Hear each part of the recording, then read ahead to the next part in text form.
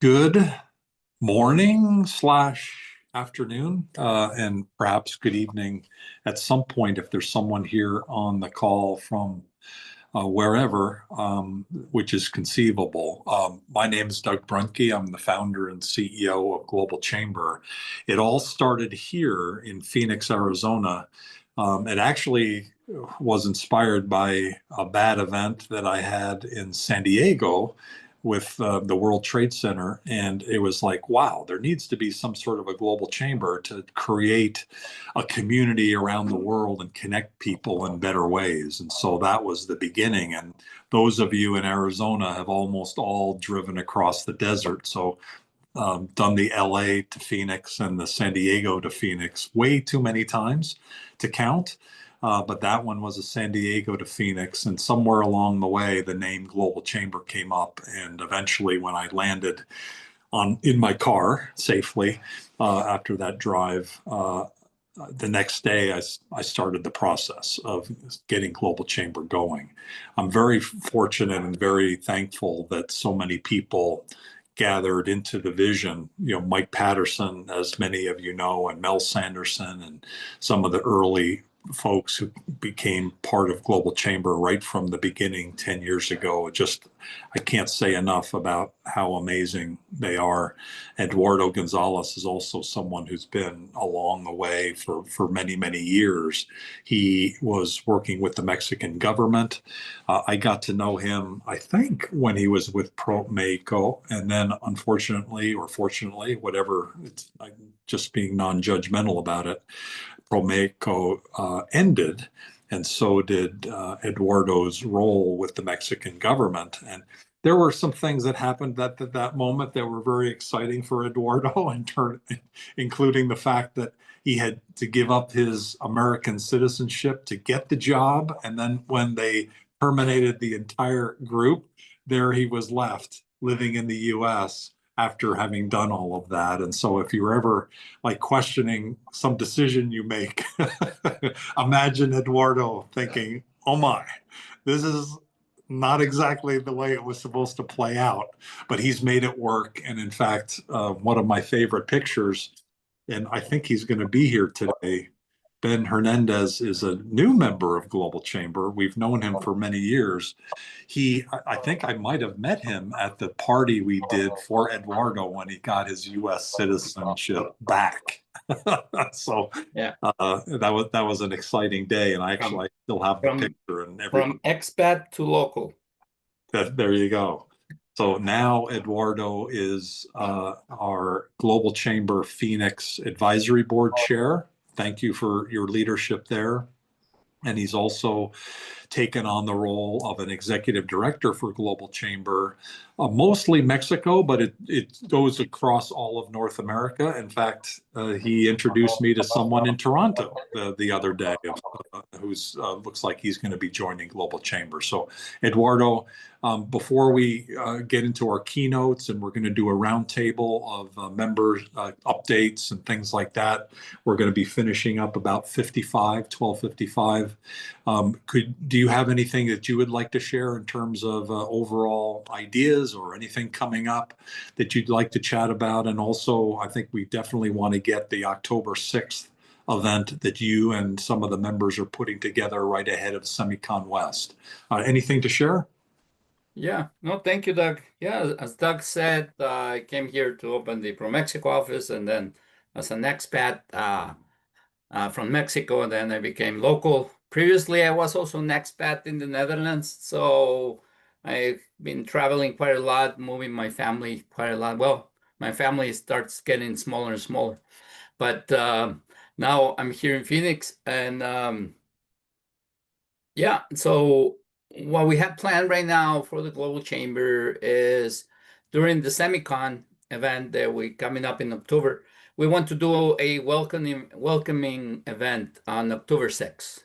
So Marcos Acosta, I don't know if he's here on the call, and we're organizing an event regarding the supply chain in the semiconductor industry. So we are going to have some people from Mexico talking about the industry, the potential of connecting Mexico in the supply chain for semiconductors and among other things. And I'm just really glad to take on this new role at the Global Chamber. Thank you, Doc, for your trust, and looking forward to growing the chapter and growing the presence of Global Chamber in Mexico with additional chapters there. Thank you, Doug. I appreciate it. Sergio Cuellar is here as well, and Sergio was a long-time acquaintance, and now he's coming onto the advisory board for Global Chamber Phoenix. He's just an extraordinarily well-connected leader and investor, and he is. How many businesses now, Sergio, are you invested in? Well, we're doing two businesses in Mexico and one here in Arizona. Okay. In Mexico City. One of the really cool things is he's so well connected, and a little bit of a surprise for me, Cesar Trabanco of Global Chamber had asked him, Sergio, to give a presentation on the global coffee market. And that's when I think I had heard that he had been involved with the coffee business in Mexico, which he ended up selling to Krispy Kreme and getting benefit from. But what I didn't completely understand is that he is a global coffee market expert, and he got down in the weeds and so deep in how the market is and how to grow coffee and how to roast coffee. And I don't think I know anybody that is as expert as you. You know coffee, and I imagine you probably drink it every day, or not? Well, thank you, Doug. That's a very kind presentation. So hi, everyone. I know a few of you. So yeah, I'm from Mexico City. So I commute. I go back and forth from Phoenix to Mexico City. And like Doug said, I started with coffee bars in Mexico, grew to several cities in Mexico. And then I started to roast, and then I started to do a lot of projects in coffee estates. So kind of went from selling to the customer, being a barista, all the way to being in the farms. So kind of like an overview. And today what I do is I'm invested in some coffee companies in Mexico after I sold mine, and a business coach for other industries like furniture, air compressors from Germany that sell in Mexico, and advertising agencies, etc., and in a startup here in Arizona as well. So thank you, Doug. Thank you for the introduction. Very kind. He's also connected to amazing industries. One of the really fun events we've done recently was on critical minerals and rare earths. And that whole, with Mel Sanderson in Phoenix, there's nobody better from a global perspective. And she gave an amazing presentation. Paul Charles, who started the American Battery Factory, and through Global Chamber found and connected to Tucson, and they ended up investing in Tucson. And he is an unbelievable resource and expert in the industry. And so is Sergio through his investment and support of I'm forgetting the name of the company, but basically high surface carbon. Urbix. Urbix, thank you. Which is the anode for the batteries for the EVs. That's a new technology. Right now, it's pretty much a monopoly in China, the way they process the graphite, which is very difficult. I'm not going to go into it because I don't want to get too passionate. But anyway, it all started with some scientists from the University of Arizona. They did the batteries for the NASA, for the Hubble telescope back 20 some years ago. And they're the ones that came out with a new way of processing it, green, and that's the startup we're doing here in Mesa. So hopefully we'll get to revenues maybe a few years from now. So. Fantastic. Great stuff. Sergio Cuellar, an extraordinary resource, and now on the advisory board. And the Global Chamber Phoenix Advisory Board is about 45 to 50 leaders, and our next, we do quarterly meetings, and so that next one is actually next Thursday, so the second quarter one. Thank you, Sergio, for joining. Really appreciate it. Thank you, Doug, and it's nice to see everyone. Thank you. The purpose of this conversation every month is to just get the community together and update us and with usually at least one presentation, and today we have two, one from the Mayo and one from the U.S. Commercial Service, and then we'll do a roundtable and hear from others. This was part of the aspect that I had always felt was missing as a global guy who has lived all over.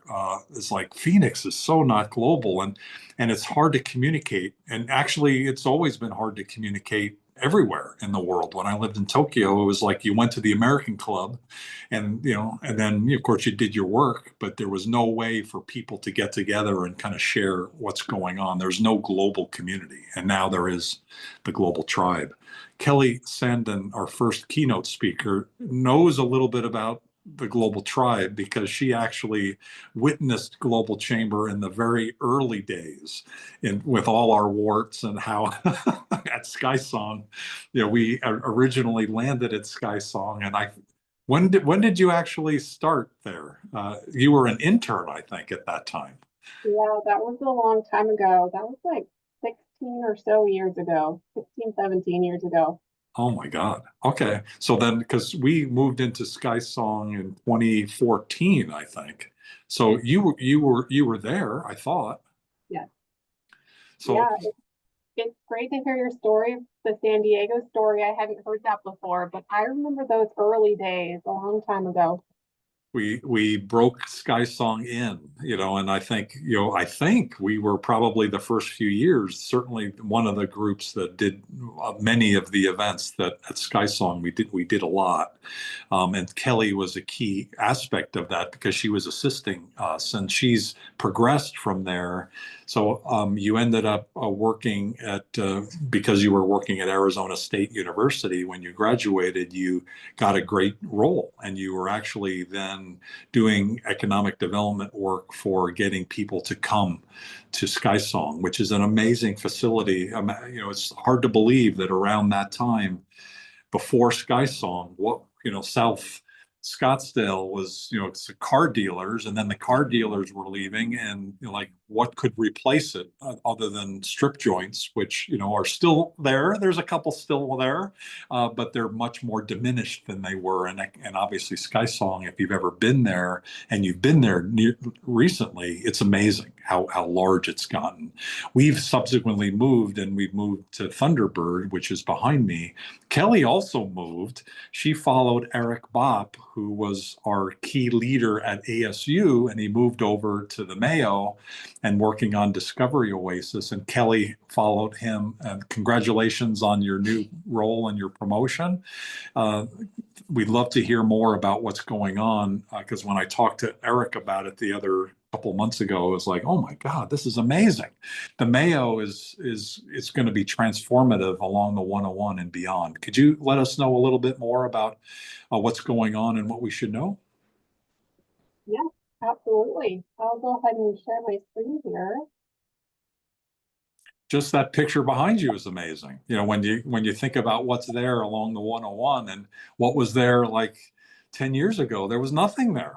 Was the hospital even there? I don't even know. Maybe not.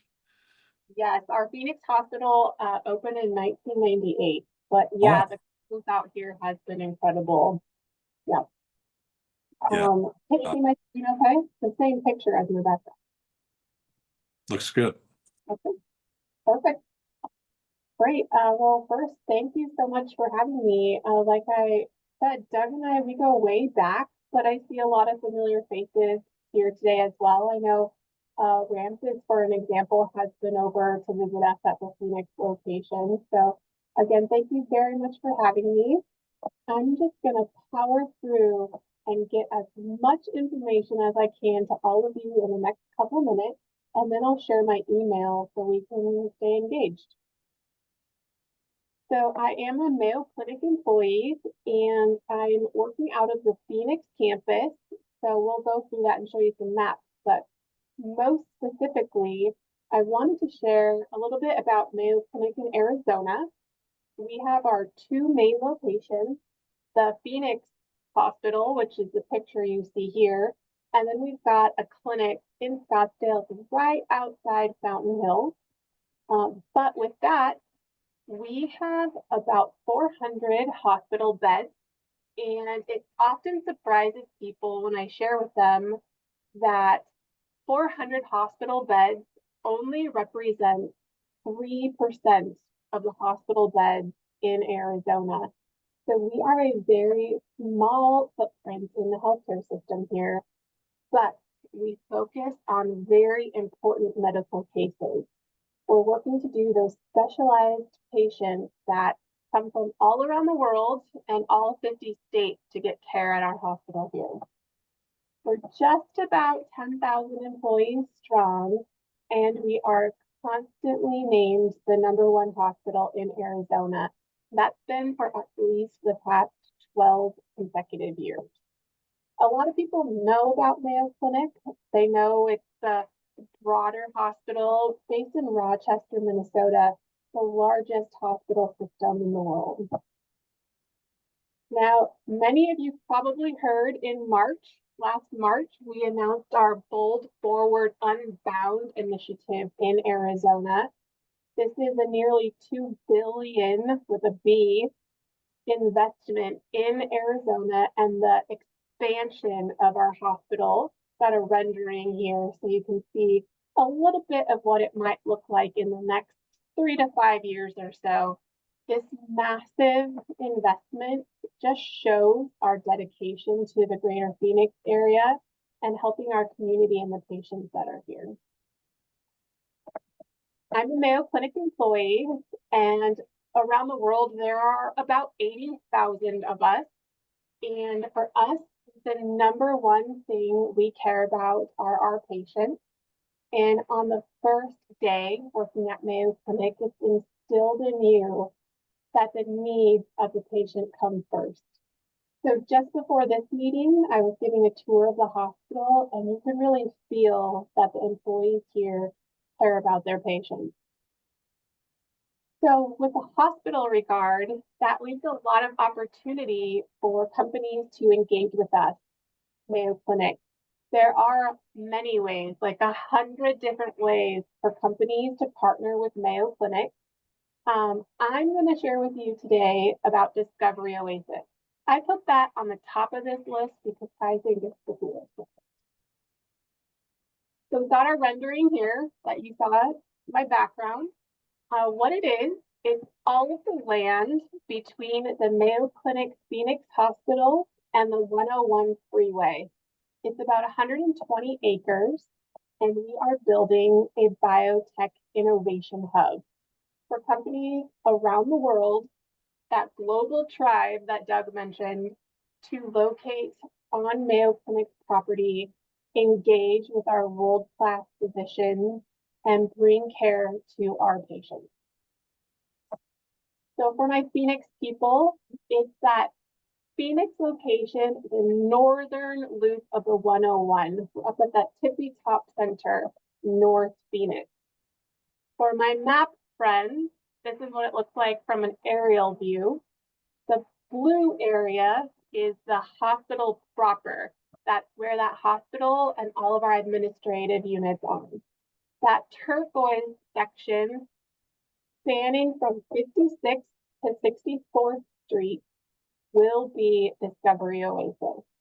And then a lot of you know about or have been to the ASU Health Future Center, which is in that red space. We call it our donut hole that's surrounded by Mayo Clinic. Together, including ASU and including Mayo Clinic, and including a lot of other partners in the global space, we've talked to over 600 companies that are interested in collaborating with Mayo Clinic and locating their business at Discovery Oasis. We're working together with all of these partners, including Doug, and we're going to build the future bioscience community in Greater Phoenix. And we're going to be forging the future of healthcare for our patients to be cured here in Arizona. If I could instill in all of you, I hope you can take away that in the Mayo Clinic Phoenix location and at Discovery Oasis, it will be the future home for bioscience companies from around the world to connect and collaborate with Mayo Clinic. Thank you so much again for having me. I'm glad I could share these details. Here's my email address, and I am very happy to connect with any of you to discuss further. What a project. Bonfaris is from ASU is here. Undoubtedly, she's I'm already. taking notes. Hi there. You're I'm taking getting notes. students involved in that as well. That's exactly. I was like, okay, I need her email address, so I have everything written down now. Could you share a little bit about what you do and how you might tie into this project? And of course, if you have any questions. Yes, thank you. Thank you. It's very cool news. So my name is Ban Faris. I'm the Associate Director for the Global Career Initiative. We work very closely with international students. And also I work with employers to educate them about the process of hiring international students, because most of us think there is a sponsorship required when you hire international student, which is that's not true. International student under F1 can work under two programs, CBT, which is a curriculum practical training. If you have any part-time or internship, that's the first one, and that's during the student while they are studying, and after they graduated, they work under OBT. And they have the ability authorized to work up to 3 years. I will put my email address right here. And if you have any question, please do not hesitate to reach out to me. And Kelly, I'm sure I will email you and get connected more and more. This is very cool news. I've also, Doc, my son graduated from ASU. And then he went to medical school at Johns Hopkins. And until today, he feel like, I think I want to go back and get my residency at Mayo Clinic, Arizona. Like, yes, do this. So Johns Hopkins, Mayo, yeah, those are pretty good places, huh? Yes, yes. Amazing. Does anybody have any? Thank you, Von. Does anybody have any questions or thoughts for Kelly, please? I just put it in the chat, but hi, I'm Dave Bensfeld, and I'm with Gallagher Insurance, just for everyone to know. So I'm not really biotech, but I was part of the Phoenix delegation to Bio International, which is the largest international medtech, biotech, all kinds of countries and businesses represented there. Just a huge event. Really fortunate to go. There was a contingency or delegation of like 50 or 60 people, not just City of Phoenix employees. And they're all really brilliant PhDs and MDs. And then there was me. I don't know how I made the roster, but I did. And but there were Dr. Steve Lester and Eric Bopp of Discovery Oasis. And I would be there were people be coming up. And I was actually, Kelly, knowing nothing about it before I showed up there, but I was talking to people about it. And Steve and Eric were back-to-back meetings, just, people come up, yeah, I have an appointment with Mayo Clinic, and that so I don't know how much of that was for Discovery Oasis and how much people wanted to talk about with Mayo Clinic, but anyways, I share that with you. And then Thanks.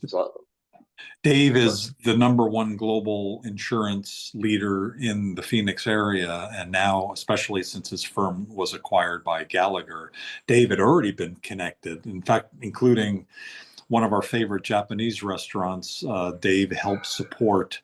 He joined Global Chamber, and we connected him to a few key people. One was Dave. During COVID, he started Origami Ramen, and somehow in August of 2020 became incredibly successful even during COVID, and now he's opened up omakase in North Phoenix. And so if you love Japanese food, that's the best place in Phoenix, other than Roca Accor. You know, Roca Accor is a classic. It's hard to argue with that one, but Omakase is amazing.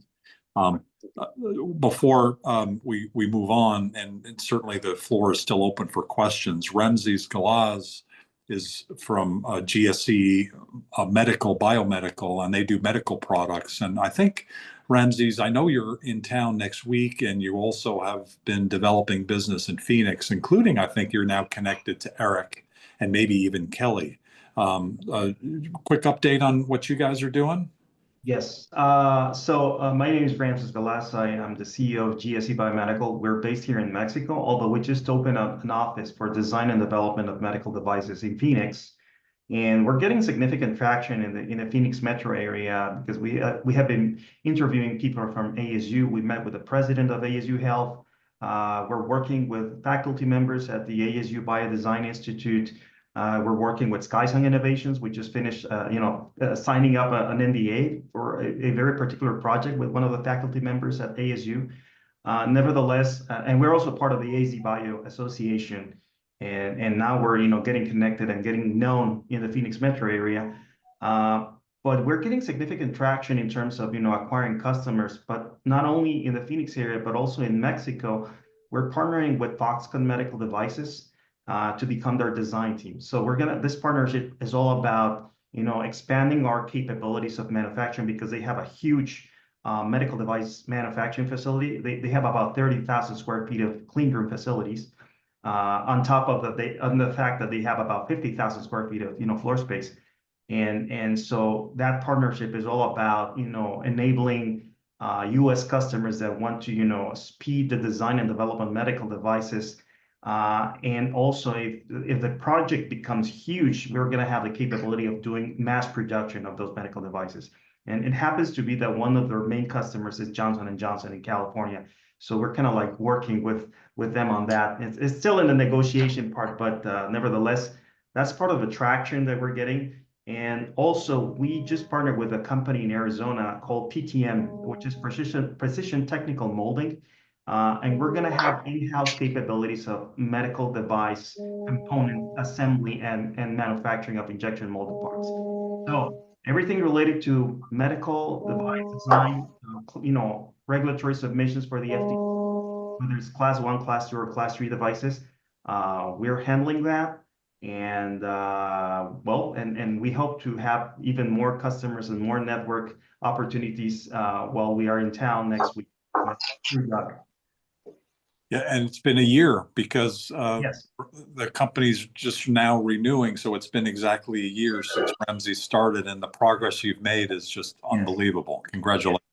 And one of our next goals is now that Kelly is here, we want to become residents of the Discovery Oasis campus. So that's kind of like still on the table. Yeah, and that actually, thank you, Ramses. Kelly, as I understood from Eric, right now it's the construction phase, and that's been a lot of his focus. And then when do companies start to consider coming in, or is now the time?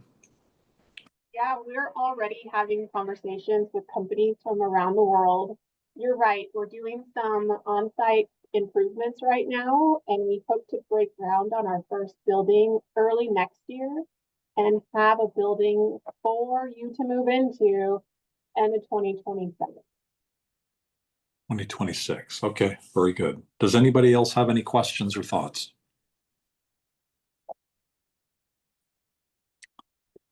Thank you so much again for having me. Appreciate it. Very good. Thank you, Kelly. Great presentation. Great to see you. Now, let's keep moving around the room, and Leandro. Oh, there you are. Leandro Solorzano is the director for the U.S. Commercial Service in Phoenix. Such an important organization for United States companies to help them export. And we've been collaborating with the U.S. Commercial Service since our very early days. A person that predates Leandro, Eric Nielsen, was such an extraordinary leader like Leandro is, and a great collaborator. He ended up in Tucson, but still running U.S. Commercial Service until he retired. And then subsequently, we've continued to collaborate. So we really appreciate that, Leandro. And also we appreciate the U.S. Commercial Service, which among its many things, including helping exporters directly, manages also the District Export Council, the Arizona District Export Council, of which I'm a proud member for the last 10 plus years. And it's a group of volunteers selected by the Department of Commerce. And it's an honor to be part of that and to support the United States and the work that you're doing. You've got a little bit of an update on what's going on. Please go ahead. Thank you, Doug, and thanks for having me and for inviting me here. I'm going to share my screen. Hey, it worked. It worked, right? Is it on presentation? Oh, no, there we go. Is that showing, Doug? Because my other screen popped up. Yep, it's showing well enough. It's showing the slides on the side, but it's still, I think, large enough that we can see it. Okay. Yeah, I think with my other screen, I didn't disconnect that. But yeah, so thank you. So as Doug mentioned, my name is Leandro Solorson, and I'm the Director for the U.S. Commercial Service here in Arizona. For those of you that don't know what we do, we are a part of the U.S. Department of Commerce. So we are a federal agency. And as Doug mentioned, our main goal is to help companies export. And we do that through a variety of services. We offer business matchmaking for companies. So if companies are looking to find partners overseas, or distributors, representatives, anything like that, we help with that, as well as any sort of regulations that companies need to understand. For instance, I think we've been talking here a lot about healthcare. As you can imagine, when a company has like a medical device and they're trying to sell that in Japan, there's a lot of things that they need to understand as far as like the different ministries of health and how to go about applying to get those licenses and things like that. And this is kind of across, all types of industries. So we really do help a lot navigating that international landscape. We do that through our network of offices overseas. Most of our offices are located at the U.S. embassies and U.S. consulates. So we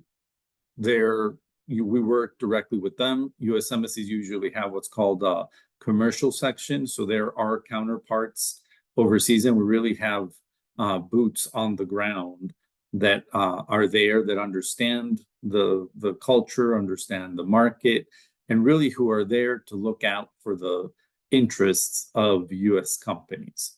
So anything that, that you might require, any questions that you might have regarding international trade, please reach out to us. Of course, our headquarters are in Washington, D.C., and the Department of Commerce has all sorts of,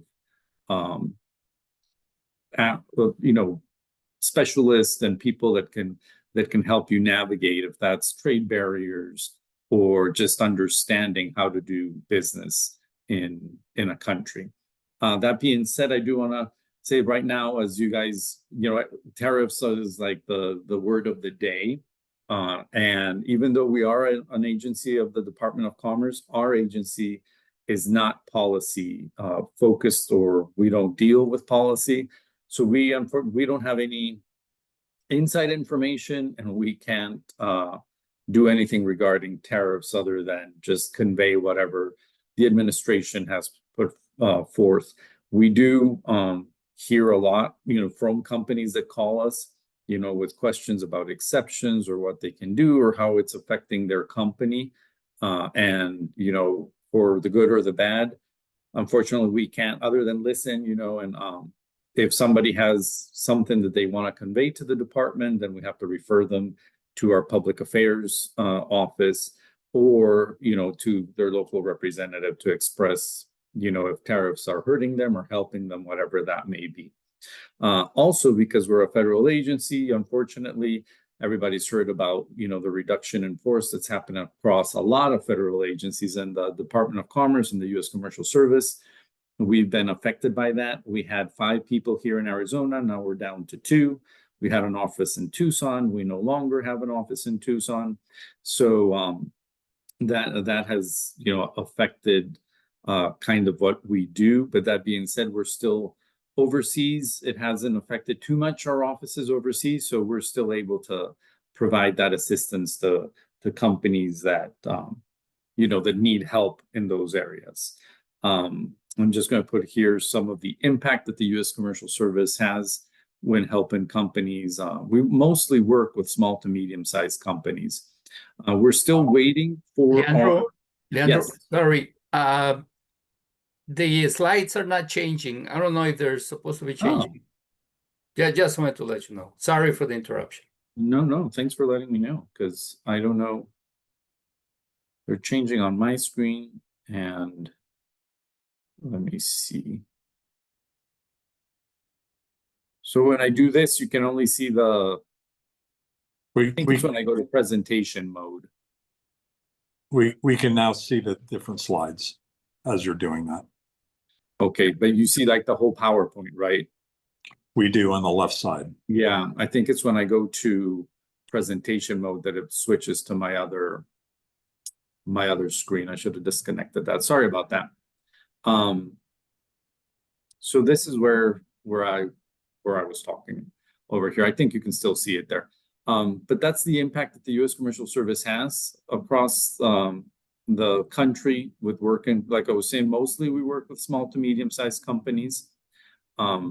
Another thing, we're still waiting for our senior leadership, who are political appointees.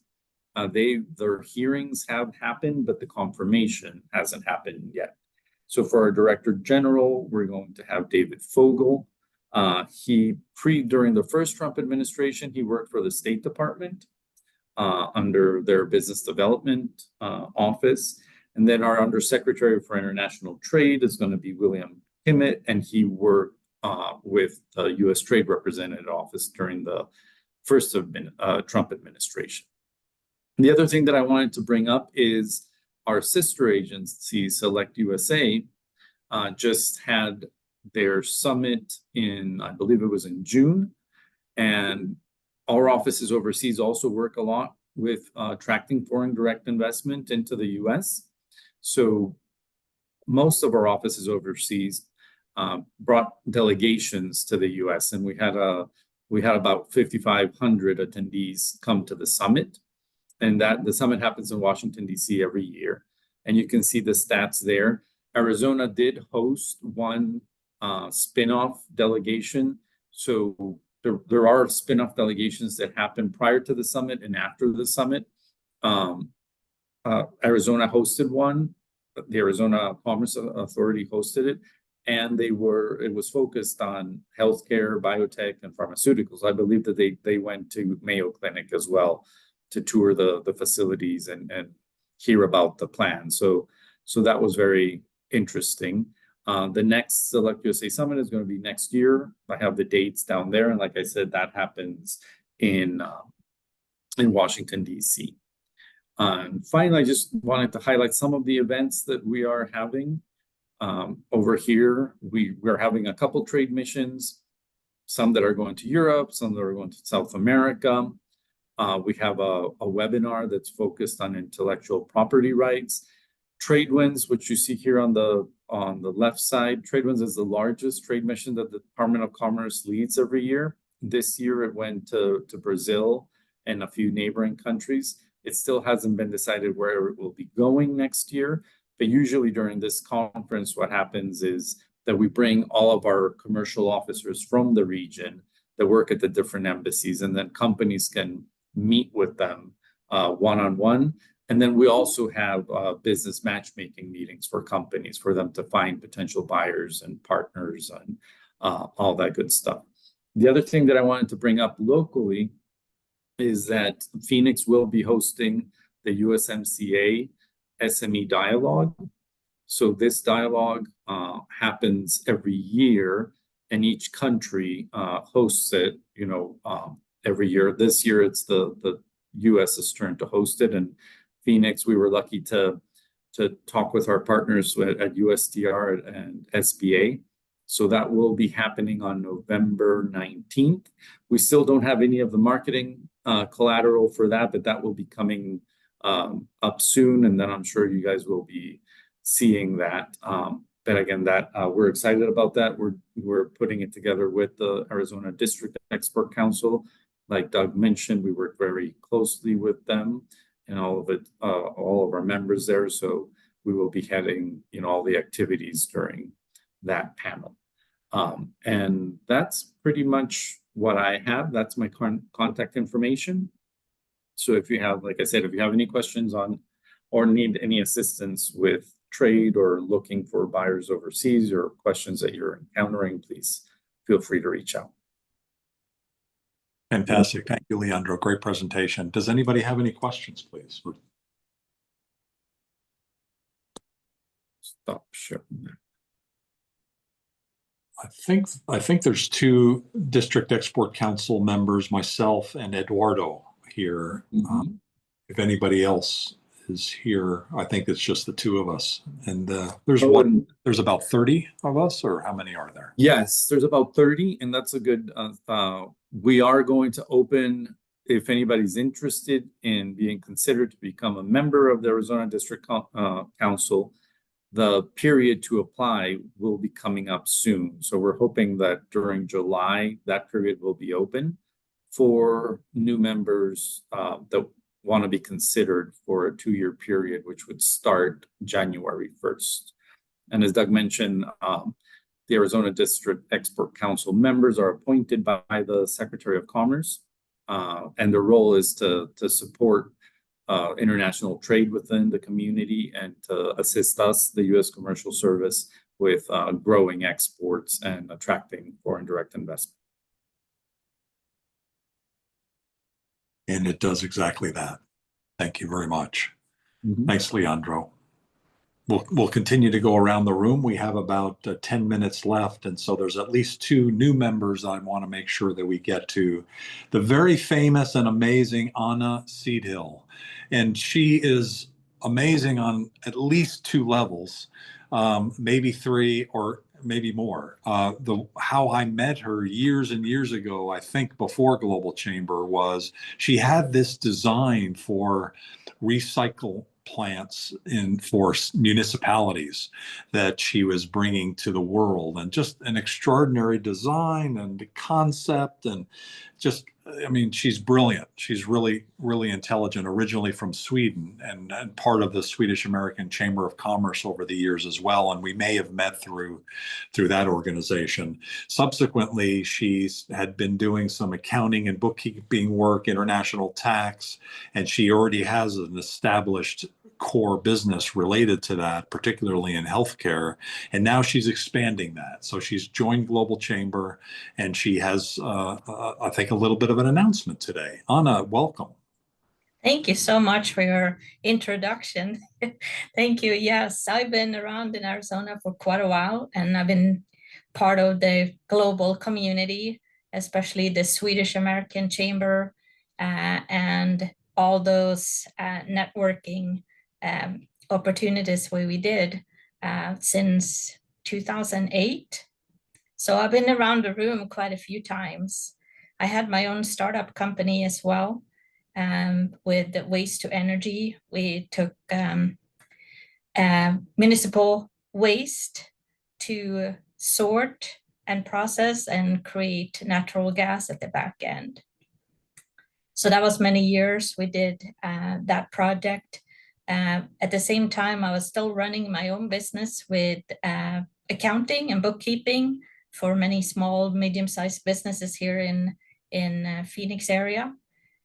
So that's my core business right now, and we're starting to expand. We're going to bring on more accountants and provide service to more small to medium-sized businesses here in Arizona. We have a special expertise in healthcare, which is specific for how they do collection and billing and have to record their finances. We also have expertise in MA, so merger acquisition situations, where we help companies cleaning up their books, getting ready for reporting to any entities that it's needed for going through that process.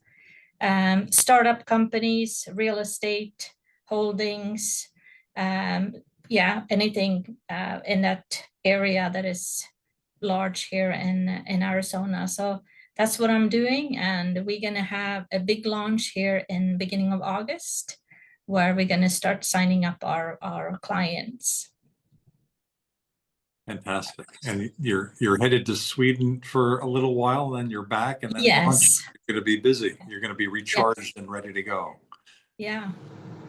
We're going to be very busy, and this is an area where it's needed for this for the city and for the global chamber perspective. I'm happy to be helping and advising if there's anyone that have questions in bookkeeping, accounting, and international straddling companies.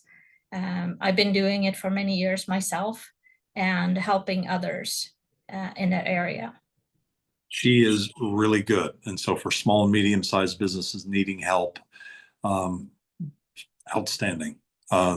Just be careful if you happen to have a stray cat near Anna, it might be adopted. So that's the only danger here. But because she is a cat holder now, right? Yes, yes, they came by just intervention. You saved a couple cats' lives. So yes, we did. She saved many businesses' lives as well. So thanks for the work that you do. Thank you. Let's see Benjamin, there you are. Hi, Benjamin. It's not in alphabetical order. That's the thing about the screen. Benjamin Hernandez, I mentioned earlier. And so, Benjamin, is there anything else that you wanted to add? Congratulations on the work that you do in space there, and also with real estate related to space. Hey, Doug. It's a pleasure to meet everyone. Yeah, I'm not really sure. I entered this a little bit late, so I'm not sure what I could add. But in terms of what I do, I make my money doing commercial real estate here in Arizona, and I actually do international deals. And one of those kind of areas where I specialize in is any spaceport developments and the licensing for that sort of element. That's why I became a member of the Global Chamber. But yeah, I only represent companies. I don't represent landlords or developers. So I just stay on one side of the equation, and it allows me to avoid the conflict of interest that so many other brokers have. So I'm not a broker. I'm more of an advocate for my side. But it's a pleasure to meet everyone, and looking forward to connecting. I know you know him, but the connection to Zahir Ali, if you're able to come to the Altos Bank next week, that'll be amazing. He's so connected, I'm sure that'll be fantastic. Definitely take some time to meet up with him. And if anybody else has ideas or folks in that space, please connect up directly with Benjamin or any of the folks that you've met here today. If you want to hear more about what they're doing, or you have ideas to be able to help them, please feel free to jump in, connect directly, or contact me, or info@globalchamber.org. Or we have a community called GC Communities. It's about 100 WhatsApp groups within Global Chamber, so members can jump in there. There is a real estate group. There's a sustainability group. There's regional groups. There's all sorts of subject matter expert topics. You jump in as a member to be part of that. Let's see, who else has something to say? We've got a few more minutes left. Does anybody have anything burning? Mark Cohen always has something going on. How are you, Mark? Doing great. How's everybody doing today? Can you hear me? Yes, we can. What's going on in your world?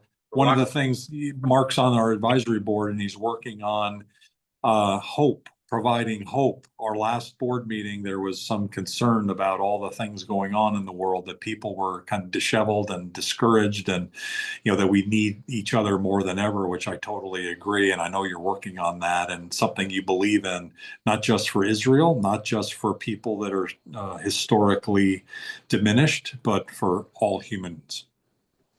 Thanks, Doug. Yeah, that's 100% right. And I'm blessed to be on the call today. Most important thing is that, Kelly, I just want to share with you, I moved to Arizona in 1976. It'll be 50 years that I've been involved with the state of Arizona. And wow, I live down the street from Mayo. So we're right here, boots on the ground. And it's such a blessing what we're seeing with Mayo and the bioscience community.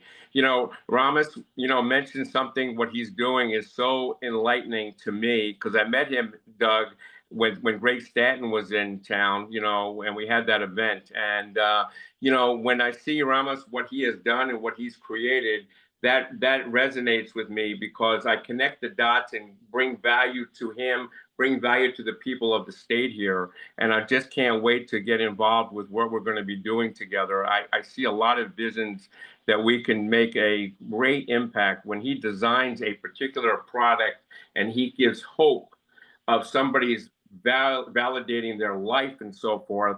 That's what I'm all about for mankind. I sold my business to the Chinese government in the 80s. And if I sit across the Chinese government selling my business to them, I'm a global guy. I see what's going on in the world. And I'm really, really passionate about helping people and companies and connecting them in the highest level of how we can bring value together with global organizations. So I'm really part of the tribe here with you, Doug, and how we can build this out, connecting for the world right now. So thanks for everybody being on the call today, too. It's very exciting what's happening in Arizona right here, with what's going on with the bioscience and so forth with the world. One of the opportunities that Mark has brought to Global Chamber is a partnership with Blaine Bartlett on leadership. And I know, Alma, you went through at least one of the days with Blaine. Do you have just a moment to say hi? And I presume that was transformational, as it was for the rest of us who went through that. Anything you'd like to share about what's going on in your world? Hi, everyone. Alma Fuentes. I actually did the whole week before. So I didn't attend the following one, but yeah, it was very interesting on how we went through different stages, and it was very insightful, I think, and it's applicable to what we do. And I am currently, I have a consulting business in logistics. Early on, I decided, or I learned, that I love to solve problems. So I think that's what makes me better in logistics and supply chain. And so going through them, I think it has helped me understand a lot of more things that I can do within my consulting business. And I hope we have more of those training with them. They were really good. Thanks, Alma, for that. I appreciate that. Yeah, Doug, that's some of the things that I love doing, passing the baton to other people like that, and giving the context that I have that we can enlighten others and make, the world really, really a better place for the connections, and having the understandings of communication with the highest leaders that we can do and bring the value to the Global Chamber, throughout the world here. So thank you for entrusting me, Doug, for bringing in Blaine Bartlett to the community here. He's amazing. We're at the top of the hour, so I'd like to close the room and say, first of all, it is very important that we stay connected and that we support each other. It's a challenging time, but it's also an exciting time with technology like AI transforming the world. So let's continue to support each other through the Global Tribe and through Global Chamber. Thank you all for doing that. I can't thank you enough. Coming up from an event perspective, Global Chamber, I believe our next event, other than the board meeting next Thursday, is Mandela Day. So we do an annual Mandela Day with ASU and the Mandela Washington Fellows that comes out of the State Department. That's a program that hasn't been cut yet, and that's good. It's a great program. There's 30 typically young leaders from Africa that come over and they go back and they transform their communities with a US angle to it. It's just so important to do programs like that. And if you'd like to tap into that energy, July 18th, we've got our next event. We do this event every month. And then after that, we have the Women in Global Leadership event, either August 5th, 6th, or 7th in North Phoenix at Tracy Latham's factory, the Latham Industries. And so got a few things coming up. We do 700 events plus a year, a lot of events, but mainly what we do is connect and do opportunities like this where we learn more about people we can trust and work with and support and be supported. Thanks, everybody. Have a great weekend. Thank you. Thank you, Doug. Thank you. Thanks, Doug. Thank you. Thanks, everybody.